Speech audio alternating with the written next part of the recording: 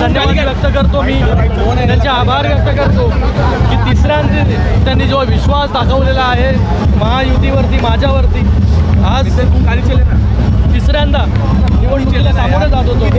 आणि तिसऱ्यांदा देखील जे प्रेम पहिला 2014, 2019 आणि आता तिसरी वेळ देखील मोठ्या बहुमताने जे आहे ही कल्याण लोकसभेची सीट जी आहे ती लोकांनी जिंकून दिलेली आहे। सर्व शिवसेना असेल, भारतीय जनता पार्टी असेल, मनसे असेल,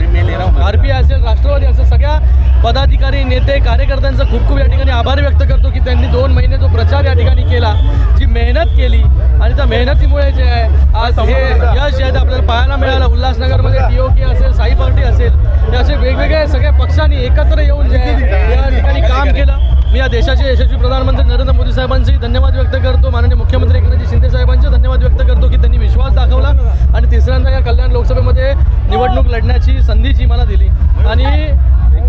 तिसऱ्यांदा मला वाटतं मोठं मताधिक्य जे आहे हे कल्याण लोकसभेमध्ये मिळतंय। आपण जर